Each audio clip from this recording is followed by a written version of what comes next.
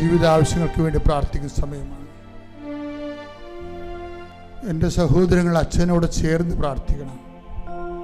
നിങ്ങൾക്ക് വേണ്ടി, നിങ്ങൾക്കറിയാവുന്ന രോഗങ്ങൾക്ക് വേണ്ടി നിങ്ങളത് പ്രാർത്ഥിക്കുമ്പോൾ സത്യസന്ധമായി നിങ്ങൾ ആരെ ഉദ്ദേശിക്കുന്നുവോ അവർക്ക് സൗഖ്യപ്പെട്ട് നിങ്ങളുടെ മുമ്പിൽ വരാൻ ഇടയാക്കണമെന്നുള്ള ആത്മാർത്ഥതയോടെ പ്രാർത്ഥിക്കണം. പലരും പ്രാർത്ഥിക്കണം, പാപി എന്ന പട്ടികെന്ന പടിവാതിൽ തുറക്കുമെന്ന് ചോദിക്കുന്ന പോലെയാണ് പ്രാർത്ഥിക്കണം. അങ്ങനെ ഒരു കോൺഫിഡൻസിലാണ് ആൾക്കാർ പ്രാർത്ഥിക്കുന്നത്. ഉടമ്പടി എടുത്തവർ അങ്ങനെയല്ല. ഉടമ്പടി എടുത്തവർ ദൈവത്തിൻ്റെ സ്വന്തം ആൾക്കാരാണ്. അവർ കൈ ഉയർത്തുമ്പോൾ കർത്താവ് അത് കേൾക്കും, കർത്താവ് അവർക്ക് വേണ്ടി വാദിക്കും. അച്ഛനോട് ചേർന്ന് പ്രാർത്ഥിക്കും, കർത്താവ് ദൈവമേ, അങ്ങയുടെ അവകാശവും ഓഹരിയുമാകുന്ന തിരുസഭയ്ക്ക് വേണ്ടി പ്രാർത്ഥിക്കുന്ന ഉടമ്പടി എടുത്ത് ലോകം മുഴുവനും സുവിശേഷ വേല ചെയ്യുന്നവർക്ക് വേണ്ടി പ്രാർത്ഥിക്കുന്നു. ഞങ്ങളെ എല്ലാവരെയും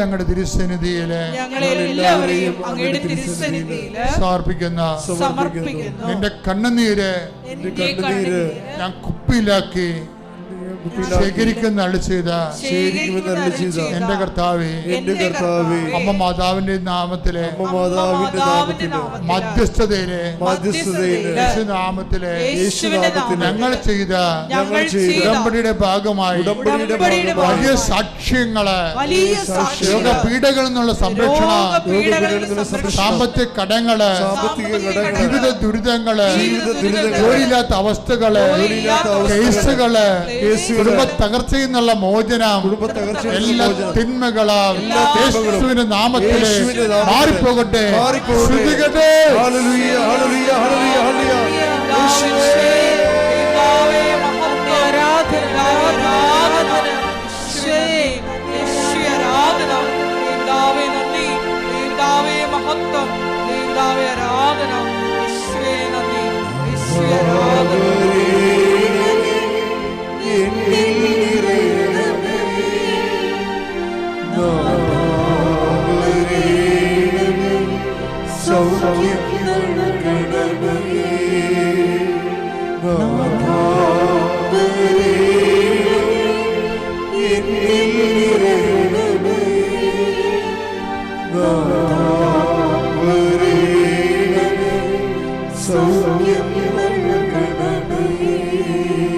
മുട്ടനിക്കുക.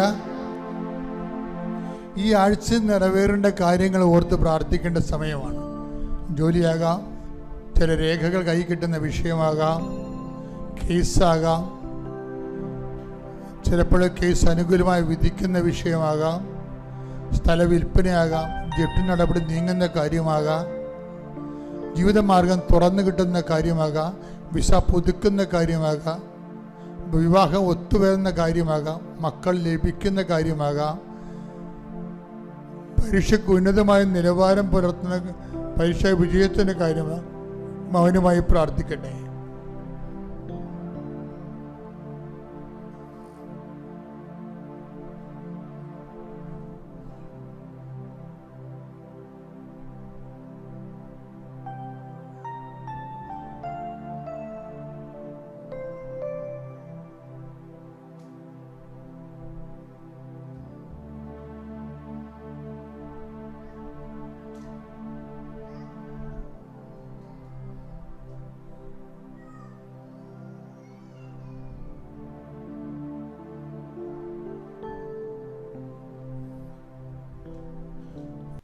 സമാപനാശീർവാദത്തിനായി ശിരസ്സ് നമിക്കുക.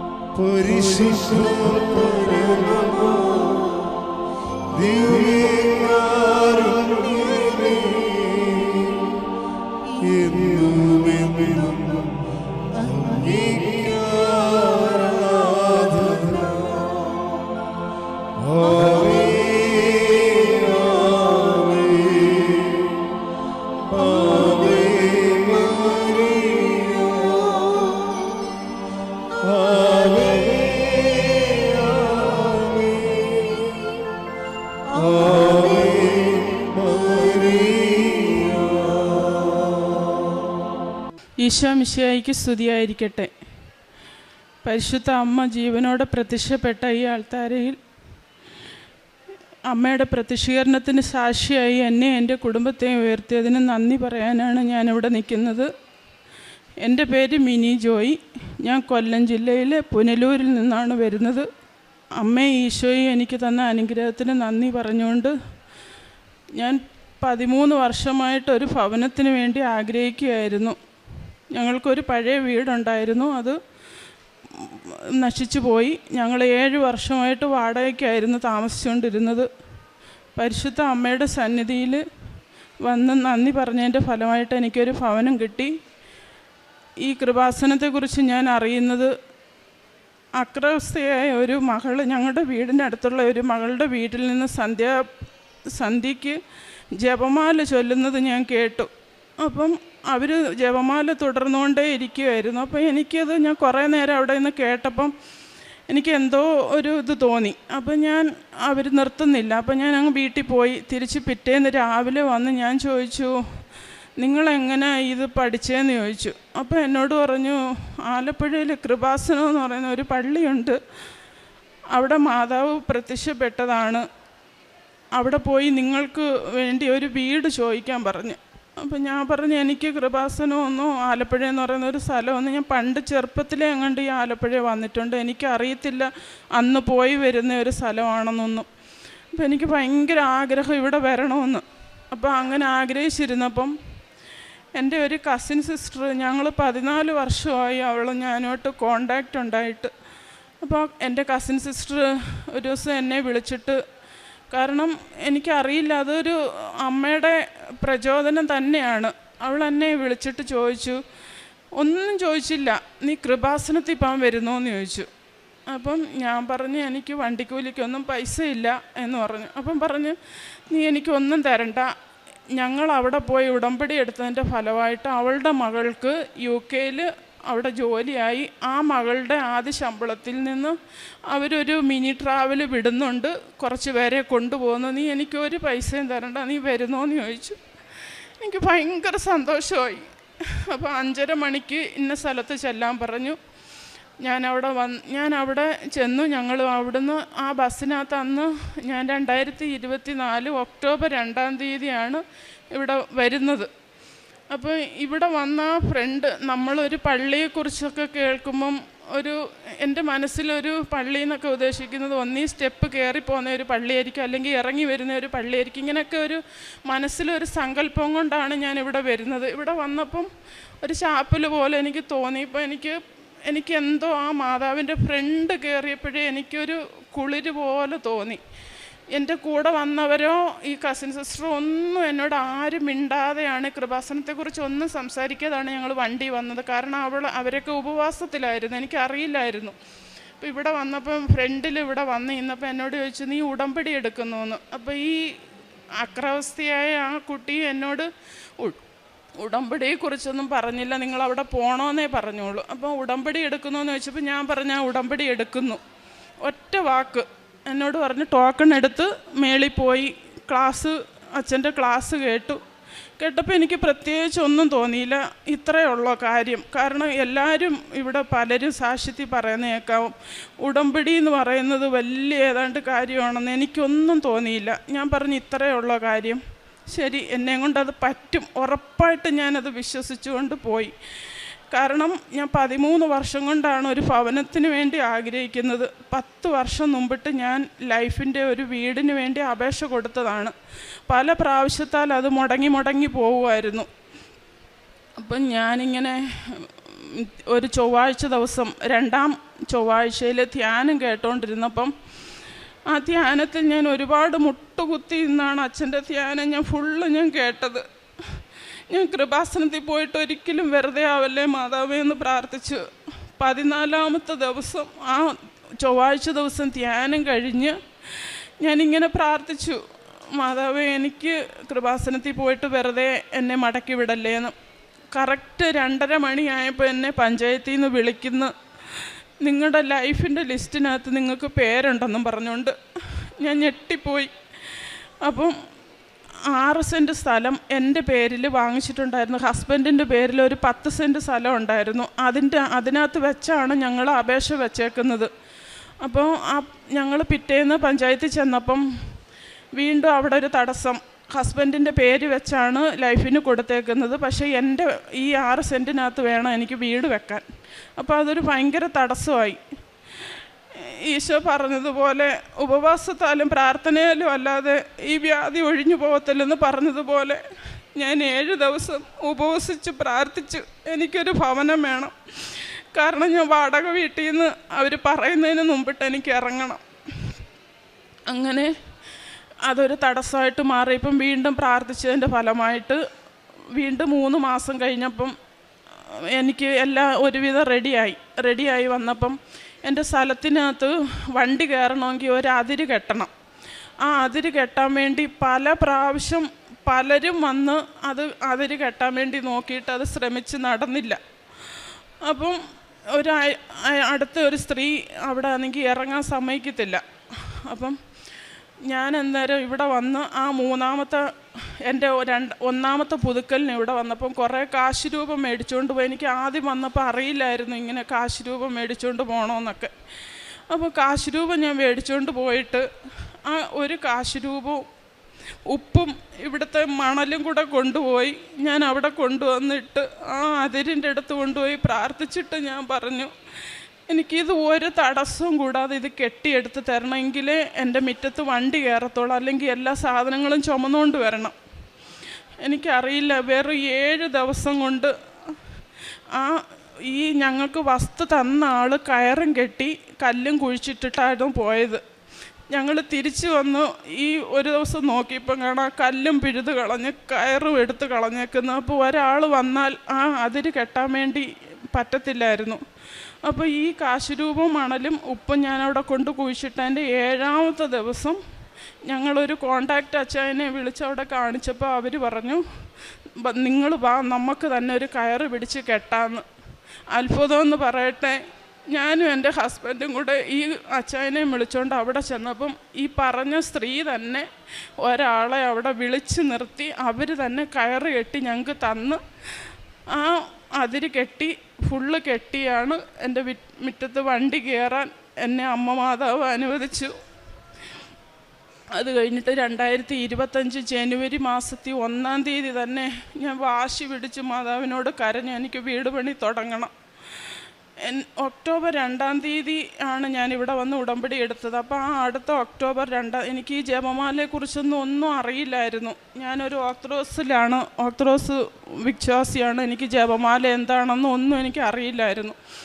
അപ്പം 2025 ജനുവരി 1-ാം തീയതി തന്നെ എനിക്കൊരു ഭയങ്കര ഒരു വിശ്വാസമായിരുന്നത്. ആ ജനുവരി 1-ാം തീയതി തന്നെ എൻ്റെ വീടിൻ്റെ പണി തുടങ്ങി കഴിഞ്ഞിട്ട് എനിക്കറിയില്ല എന്താണ്, ഞങ്ങൾ സാമ്പത്തികമായിട്ടൊക്കെ വളരെ പിന്നോക്കം നിൽക്കുന്ന ആളാണ്. എൻ്റെ കയ്യിലുള്ളതൊക്കെ പിന്നെ കടം മേടിച്ചുമൊക്കെയാണ് ഞാൻ ഈ 6 സെൻറ്റ് സ്ഥലം വാങ്ങിച്ചത്. ഈ 10 സെൻറ്റെന്ന് പറഞ്ഞതിനകത്ത് ഒരു വണ്ടി പോലും കയറാത്ത സ്ഥലമായിരുന്നു. അപ്പം അവിടുന്ന് ഞങ്ങൾ കുറേ സാങ്കേതിക കാരണങ്ങളാലാണ് അവിടുന്ന് ഇറങ്ങേണ്ടി വന്നത്. അങ്ങനെ ഇരുന്നപ്പം 1-ാം തീയതി തന്നെ, കറക്റ്റ് ജനുവരി 1-ാം തീയതി തന്നെ എൻ്റെ വീട് പണി തുടങ്ങി. എൻ്റെ കയ്യിൽ 25,000 രൂപ മാത്രമേ ഉള്ളൂ. ലൈഫിൻ്റെ വീടെന്ന് പറയുന്നത് അത് കിട്ടുന്നവർക്കറിയാം. പലപ്പോഴായിട്ട് ഗഡുക്കളായിട്ടാണ് കിട്ടുന്നത്. അപ്പോൾ എൻ്റെ കയ്യിൽ വേറെ പൈസയൊന്നുമില്ല. അപ്പം ഞാൻ ഒരു ദിവസം ധ്യാനത്തിൽ, അച്ഛൻ്റെ ധ്യാനം ഞാൻ മുടങ്ങാതെ കേൾക്കും. അപ്പോൾ ഒരു ദിവസം ഞാൻ ചോദിച്ചു, എനിക്ക് സഹായം എവിടെ നിന്നാണ് ഈശോയെ എനിക്ക് കിട്ടുന്ന? എന്നെ ആരും സഹായിക്കാനില്ല. എൻ്റെ വീട്ടിൽ നിന്നോ ഹസ്ബൻഡിൻ്റെ വീട്ടിൽ നിന്നോ എനിക്ക് ആരും സഹായം തരാനില്ലെന്ന് പറഞ്ഞു. അപ്പം എനിക്ക് ഫോണിനകത്ത് അപ്പോൾ പെട്ടെന്നൊരു ഇത് വന്നു. ഞാൻ നോക്കിയപ്പം നിൻ്റെ സഹായം ആകാശവും ഭൂമിയും ഉണ്ടാക്കിയ യഹോവെങ്കിൽ ഇന്ന് നിനക്ക് കിട്ടുമെന്ന് പറഞ്ഞു. അന്ന് മുതൽ ഇന്ന് വരെ, ഈ നിമിഷം വരെ എൻ്റെ ഫോണിൽ വചനങ്ങളാണ് എൻ്റെ സ്റ്റാറ്റസ്. എൻ്റെ പ്രൊഫൈൽ എൻ്റെ മാതാവിൻ്റെ സ്റ്റാച്ചു ആണ്. ഞാൻ ഇന്നേ വരെ ഡെയിലി ബ്രെഡ് മുടക്കിയിട്ടില്ല. അത് ഞാൻ സ്റ്റാറ്റസായിട്ടിടും. അപ്പം വചനങ്ങൾ ഇടുമ്പോൾ ഓരോരുത്തർ എന്നെ കളിയാക്കുമായിരുന്നു, നീ എന്തോ ദൈവത്തിൻ്റെ ആളായിട്ട് ഇങ്ങനെ പോവുകയാണോ എന്ന്. എനിക്ക് ഉറപ്പായിട്ട് എൻ്റെ വിശ്വാസത്തിൽ നിലനിന്നുകൊണ്ട് മാതാവിനോട് ഞാൻ പ്രാർത്ഥിച്ചു, എനിക്കൊരു ഭവനം തരണമെന്ന്. അങ്ങനെ അമ്മ മാതാവ് ഈശോയും 6 മാസം കൊണ്ട് എൻ്റെ വീട് വാർത്ത് ഒരുവിധം പൂർത്തിയായി. അപ്പോൾ ഇവിടെ വന്ന് ഞാൻ സാക്ഷി എഴുതി. നമ്മൾ 4-ാമത്തെ പുതുക്കലിന് വരുമ്പോൾ സാക്ഷി എഴുതി കൊടുക്കണമല്ലോ എന്ന് പറഞ്ഞു. അപ്പം സാക്ഷി എഴുതിയപ്പം എന്നോട് ചോദിച്ചു സാക്ഷ്യം പറയണമെന്ന്. അപ്പോൾ എൻ്റെ ഒരു ആഗ്രഹമായിരുന്നു ഞാൻ പുതിയ വീട്ടിൽ നിന്ന് തന്നെ ഇവിടെ വന്ന് സാക്ഷി പറയണമെന്ന്. അങ്ങനെ പുതിയ വീട്ടിൽ നിന്നാണ് ഞാനിപ്പോൾ സാക്ഷി പറയാൻ. അത്ഭുതമായിട്ട് മനോഹരമായ, എല്ലാവരും പറഞ്ഞാൽ വിശ്വസിക്കാൻ പറ്റാത്ത, എല്ലാവരും പരവസ്തുവിന് വന്നപ്പോൾ എല്ലാവരും ഞെട്ടിപ്പോയി. ഞാൻ നീല പെയിൻ്റ് അടിച്ചാണ് എൻ്റെ വീട് പൂർത്തീകരിച്ചത്. അപ്പോൾ എല്ലാവരും എന്നോട് ചോദിച്ചു, നീ എന്തോ നീല പെയിൻ്റ് അടിച്ചതെന്ന്. ഇപ്പം ഞാൻ പറഞ്ഞു, എനിക്ക് കൃപാസനത്തിലെ മാതാവ് തന്ന വീടാണ്. എൻ്റെ മാതാവിൻ്റെ മേലെങ്കിൽ ഞാൻ എൻ്റെ വീടിനെ പൊതിഞ്ഞ് വെച്ചേക്കുവാന്ന് പറഞ്ഞു. എൻ്റെ വീടിൻ്റെ 4 അതിരിലും എൻ്റെ കൃപാസന മാതാവിൻ്റെ കാശുരൂപമുണ്ട്. ഇവിടുത്തെ ഉപ്പും മണലുമാണ് എൻ്റെ വീടിൻ്റെ. പിന്നെ പൈശാചിക ഒരു ശക്തികളും വരലേ എന്ന് പറഞ്ഞിട്ടാണ് ഞാൻ എൻ്റെ പുതിയ വീട്ടിലേക്ക് കയറിയേക്കുന്നത്. അതാണ് എൻ്റെ 1-ാമത്തെ സാക്ഷ്യം. 2-ാമത്തെ സാക്ഷ്യം, ഇതെൻ്റെ മകൾ അലീന. എല്ലാവർക്കും അറിയാം, ഈ വന്ന കാലം മൊബൈലെന്ന് പറയുന്നത് ജീവിതത്തിൻ്റെ ശത്രുവാണ്. മൊബൈൽ നല്ലതും ചീത്തയുമാണ്. എൻ്റെ മകൾ അമിതമായിട്ട് മൊബൈൽ ഉപയോഗിക്കുമായിരുന്നു. +2-നാണ് പഠിക്കുന്നത്. എല്ലാ അമ്മയും പോലെ ഞാനും ഒരു കർക്കശക്കാരിയെ പോലെ മൊബൈലിനെ കുറിച്ച് ഞങ്ങൾ നിരന്തരം വഴക്കും. മൊബൈലൊക്കെ മേടിച്ച് വെച്ചതിൻ്റെ പേരിൽ ഭയങ്കര വിഷയമായി. ഈ കഴിഞ്ഞ ഒക്ടോബർ മാസം എനിക്ക് എന്തോ ഒരു ഭയങ്കര പരീക്ഷണം പോലെ. എനിക്കറിയില്ലായിരുന്നു ഈ ജപമാല റാലിയെക്കുറിച്ചൊക്കെ. അപ്പോൾ എനിക്ക് ഭയങ്കര ആഗ്രഹമായിട്ട് 2 മാസം കൊണ്ട് ഞാൻ ആഗ്രഹിക്കും ഈ ജപമാല എന്താണെന്നോ അവിടെ പോയി എനിക്കത് പോകണമെന്നൊക്കെ ഞാൻ ഭയങ്കരമായിട്ട് ആഗ്രഹിച്ചുകൊണ്ടിരുന്ന ആ സമയത്ത് ഈ ഒക്ടോബർ മാസം മുതൽ എനിക്കങ്ങ് എൻ്റെ ജീവിതത്തിൽ ആ ഒരു മാസം ഫുള്ള് എനിക്ക് പരീക്ഷണമായിട്ട് പോയി. അപ്പോൾ മൊബൈലിനെ കുറിച്ച് ഞങ്ങൾ നിരന്തരം വഴക്കും. +2-നാണ് പഠിക്കുന്നതെന്നൊക്കെ പറഞ്ഞ് ഞങ്ങളെപ്പോഴും വഴക്കായിരുന്നു. അങ്ങനെ മൊബൈൽ ഞാൻ മേടിച്ച് വെച്ചതിൻ്റെ പേരിൽ എൻ്റെ മകൾ ഭയങ്കര വിഷയങ്ങളുണ്ടാക്കി. ഒരു ശത്രുവിനെ പോലെ എന്നെ കാണുകയും അങ്ങനെ ഭയങ്കര വിഷയമായി. അങ്ങനെ ഈ ഉടമ്പടി വസ്തുക്കൾ, നേർച്ച വസ്തുക്കൾ ഞാൻ എന്നും നിരന്തരം തൈലം തേച്ച് നെറ്റി തൊട്ട് പ്രാർത്ഥിക്കുകയും, അവൾ സ്കൂളിൽ ആഹാരം കൊണ്ടുപോകുമ്പം ഞാൻ ഉപ്പ് ആഹാരത്തിലിട്ട് കൊടുത്ത് പ്രാർത്ഥിക്കുകയും ഒക്കെ ചെയ്തതിൻ്റെ ഫലമായിട്ട് സ്വയമേ ഒരു ദിവസം മൊബൈൽ എൻ്റെ കൊണ്ട് തന്നിട്ട് പറഞ്ഞു, അമ്മ മൊബൈൽ വെച്ചോ, എനിക്കിനി പരീക്ഷ കഴിഞ്ഞിട്ട് എനിക്ക് വേണ്ടുമ്പോൾ എനിക്ക് മൊബൈൽ തന്നാൽ മതി എന്നും പറഞ്ഞ് എൻ്റെ മകൾ സ്വയമേ എൻ്റെ ഈ മൊബൈൽ തന്നു. ഇപ്പോൾ സ്വന്തമായിട്ട് മൊബൈലില്ല, പഠിക്കുന്നുണ്ട്. അപ്പം ഇവിടെ വന്ന് ഉടമ്പടി എടുക്കണമെന്ന് ആഗ്രഹിച്ചാണ് വന്നത്. പക്ഷേ ഞങ്ങൾ ഒത്തിരി ദൂരെ നിന്നാണ് വന്നേക്കുന്നത്. സാക്ഷി പറയേണ്ടതുകൊണ്ട് ഒരുപാട് സമയമായി. മോൾക്ക് പരീക്ഷയാണ്. കഴിഞ്ഞ് വന്ന ഉടൻ മോൾ ഉടമ്പടിയിൽ എടുക്കുന്നതാണ്. അതാണ് എൻ്റെ 2-ാമത്തെ സാക്ഷ്യം. 3-ാമത്തെ സാക്ഷ്യം, എനിക്ക് ഈ കൈക്ക് വലത്തെ ഷോളറിന് ഭയങ്കര വേദനയായിരുന്നു. എൻ്റെ കൈ ഇങ്ങനെ പൊക്കാനും താക്കാനും ഒന്നും പറ്റത്തില്ല. കൈക്ക് പെരുപ്പും ഒക്കെ ആയിരുന്നു. അങ്ങനെ ഇരുന്നപ്പോൾ ഒരു ദിവസം എൻ്റെ കയ്യിലിങ്ങനെ ഇവിടെ ഒരു സൈഡിലായിട്ട് ഈർക്കിലും ഉണ്ടായിരുന്നു. അപ്പോൾ അത് അന്നേരം ഒന്നും അറിയത്തില്ലായിരുന്നു. കൈ കണ്ടതും എൻ്റെ കണ്ണിൽ കണ്ടത് മാത്രം ഞാൻ വലിച്ചെടുത്ത് അതങ്ങ് കഴിഞ്ഞു. ഇപ്പോൾ ഒരു ദിവസം ഇങ്ങനെ കൈക്ക് ഇങ്ങനെ കഴപ്പും പെരുപ്പും വന്നപ്പം ഭയങ്കരമായിട്ടങ്ങ് നീരായി ഈ കൈപ്പത്തി ഫുള്ള്. അങ്ങനെ ഞാനൊരു ദിവസം ഇങ്ങനെ നമ്മുടെ ഉടമ്പടി തൈലം തേച്ച് മാതാവിൻ്റെ അടുത്ത് എന്നും പ്രാർത്ഥിക്കുമായിരുന്നു. അപ്പോൾ രോഗിക്ക് വൈദ്യനെ കൊണ്ട് ആവശ്യമുണ്ടെന്ന് ഈശോ പറഞ്ഞതുപോലെ എനിക്ക് ഹോസ്പിറ്റലിൽ പോകാൻ ഒട്ടും ഇഷ്ടമല്ല. ഇന്നേ വരെ ഞാൻ അങ്ങനെ ഒരു രോഗത്തിന് ഹോസ്പിറ്റലിൽ പോയിട്ടുമില്ല. പക്ഷേ എൻ്റെ നിവൃത്തി കെട്ട് ഞാൻ ഒരു ദിവസം ഹോസ്പിറ്റലിൽ ചെന്നപ്പം ഡോക്ടർ അതിൽ നോക്കിയിട്ട് പറഞ്ഞു അതൊരു ഭയങ്കര ഒരു വ്രണമായിട്ടങ്ങ് വീർത്ത്. അപ്പോൾ ഡോക്ടർ പറഞ്ഞു ഇതിനകത്ത് എന്തോ ഇരിപ്പുണ്ട്, ഒരു സർജനെ കണ്ട് ഇത് കീറണമെന്ന് പറഞ്ഞു. അപ്പം ഞാൻ പറഞ്ഞ് എൻ്റെ ദേഹത്തൊന്നും കത്തിയൊന്നും വെക്കണ്ട, എനിക്കിനി ഒരു ഹോസ്പിറ്റലിലും പോകണ്ടെന്ന് പറഞ്ഞ വീണ്ടും എൻ്റെ ജീവിതത്തെ അത്ഭുതം നടക്കുന്നത് ചൊവ്വാഴ്ചയാണ്. കാരണം ഞാൻ ഈ ധ്യാനം ഇന്നേ വരെ ഞാൻ മുടക്കിയിട്ടില്ല. അങ്ങനെ ഒരു ദിവസം ചൊവ്വാഴ്ച ദിവസം ധ്യാനം കൂടിക്കൊണ്ടിരുന്നപ്പം ഞാൻ തന്നെ സ്വയം ഇങ്ങനൊന്ന് ആ കയ്യിൽ ഇങ്ങനെ ഉടമ്പടി തൈലം തേച്ചിങ്ങനെ പ്രാർത്ഥിച്ചുകൊണ്ടിരിക്കുമ്പം കാണാം കറക്റ്റ് അച്ഛൻ രോഗികൾക്ക് വേണ്ടി പ്രാർത്ഥിക്കുമായിരുന്നു. അപ്പം ഞാൻ എല്ലാവരെയും സമർപ്പിച്ച് പ്രാർത്ഥിച്ച് ഞാനിങ്ങനെ കയ്യിലിങ്ങനെ ആ പഴുത്ത സ്ഥലത്ത് ഇങ്ങനെ കൈവച്ച് വെറുതെ ഒന്ന് ഞെക്കിയപ്പം കാണാം ആരോ എൻ്റെ കയ്യിലിങ്ങനെ ആ ഈർക്കിൽ പിടിച്ച് വലിച്ച് എൻ്റെ മടിയിലിട്ടതുപോലെ നല്ലൊരു നീളത്തിലൊരു ഈർക്കിൽ അതിനകത്ത് ഇരിപ്പുണ്ടായിരുന്നു. ഞാൻ 1 മാസം അതുകൊണ്ടാണ് നടന്നത്.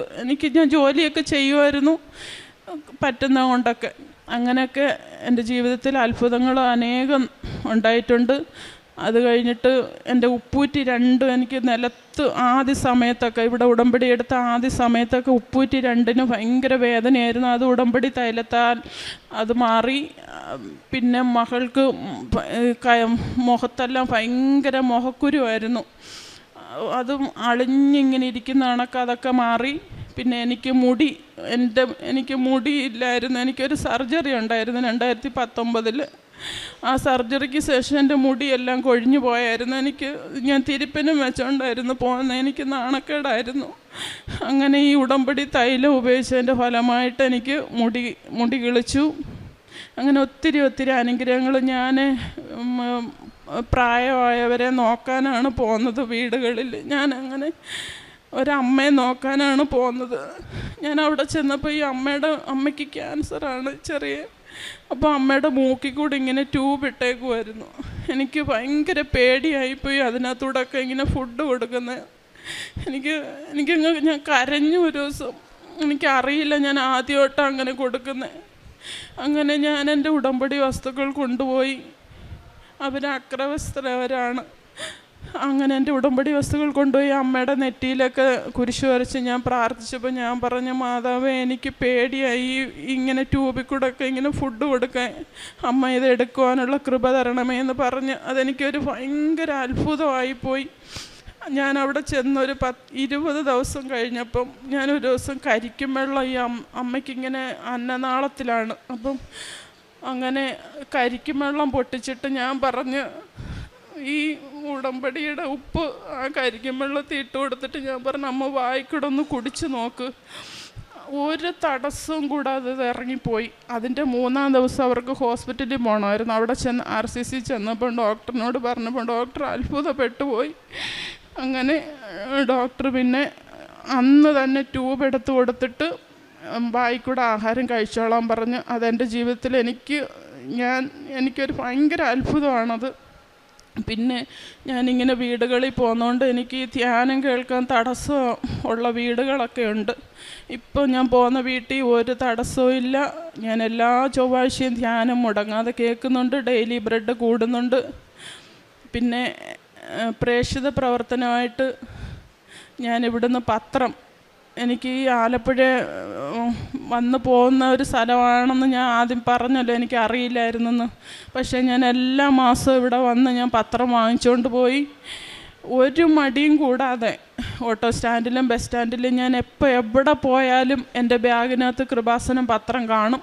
ഞാൻ എല്ലാവർക്കും അത് എൻ്റെ അനുഭവങ്ങൾ പറഞ്ഞ് തന്നെ ഞാൻ കൊടുക്കും. കാരണം നമുക്ക് ഇവിടെ വരാനുള്ളവരാണെങ്കിൽ തീർച്ചയായിട്ടും ദൈവം നമ്മളെ ഇവിടെ എത്തിച്ചിരിക്കും. കാരണം എനിക്ക് 3-4 വർഷം മുമ്പിട്ടൊക്കെ ഇങ്ങനെ പത്രങ്ങൾ കിട്ടിയിട്ടുണ്ട്. നമ്മളിൽ പത്രപരസ്യം കൊടുക്കുന്നത് പോലെ ഓരോരുത്തരിങ്ങനെ നിരന്ന് ചുമ്മാ ഇങ്ങനെ കൊടുക്കും. അങ്ങനെ കൊടുക്കരുത്. നമ്മുടെ അനുഭവങ്ങൾ പറഞ്ഞ് മറ്റുള്ളവരിലേക്ക് എത്തിച്ച് ഈ പത്രം കൊടുക്കണം. എൻ്റെ കയ്യിൽ അറിയാതെ, ഞാൻ പോലും അറിയാതാണ് എൻ്റെ പത്രം തീരുന്നത്. പിന്നെ കാരുണ്യ പ്രവൃത്തിയായിട്ട് ഞങ്ങളുടെ അവിടെ അനാഥ മന്ദിരമുണ്ട്. ഞങ്ങൾ 2 പേരും കൂടെ എല്ലാ മാസവും പറ്റുന്ന മാസങ്ങളിലെല്ലാം ഞങ്ങൾ പോയി അവിടെ അമ്മമാരുടെ അടുത്ത് പോയിരുന്ന് ഒരു ദിവസം ചെലവിടും. എന്നെ കൊണ്ട് പറ്റുന്ന സാമ്പത്തിക സഹായങ്ങൾ ചെയ്യും. പിന്നെ പൊതിച്ചോറ് ഞങ്ങളെ കൊണ്ട് പറ്റുമ്പോഴെല്ലാം ഞാൻ പൊതിച്ചോറ് കൊണ്ടു കൊടുക്കും. രോഗികളുടെ കൂടെ ഇരിക്കും. പിന്നെ എന്നെയും കൊണ്ട് എനിക്ക് സാമ്പത്തികം ചെയ്യാൻ പറ്റാത്തത് കൊണ്ട് മറ്റുള്ളവരെയും കൊണ്ട് ഞാൻ ഓരോരുത്തർക്ക് സഹായങ്ങൾ ഇങ്ങനെ ചെയ്യിപ്പിച്ചു കൊടുക്കും. ഇതൊക്കെയാണ് ഞാൻ ചെയ്യുന്ന കാര്യങ്ങൾ. പിന്നെ ആത്മീയമായിട്ടൊക്കെ എനിക്ക് ഭയങ്കര ദേഷ്യമുള്ള ഒരാളായിരുന്നു. ഒരുപാട് സമയം പാലിച്ച് എൻ്റെ കുടുംബത്തെ സ്നേഹിച്ച് ഞാൻ മുന്നോട്ട് ജീവിക്കുന്നു. ഇത്രയൊക്കെയാണ് എൻ്റെ അനുഗ്രഹങ്ങൾ. ഇനിയും അമ്മയുടെ സാക്ഷിയായി എന്നെ ആൾത്താരയിൽ നിർത്തണമെന്ന് യാചിക്കുന്നു. എൻ്റെ മരണം വരെ ഈ ഉടമ്പടിയിലായിരിക്കുമെന്ന് ഞാൻ പ്രഖ്യാപിക്കുന്നു ഈ ആൾത്താരയിൽ നിന്നുകൊണ്ട്. കാരണം എൻ്റെ ജീവിതത്തിൽ അത്ഭുതമാണ് എൻ്റെ ഭവനം. എൻ്റെ മാതാവിനും ഈശോയ്ക്കും അമ്മ മാതാവിനും ഈശോയ്ക്കും ഒരുപാട് കോടാനുകോടി നന്ദി പറഞ്ഞുകൊണ്ട് എൻ്റെ സാക്ഷി നിർത്തുന്നു.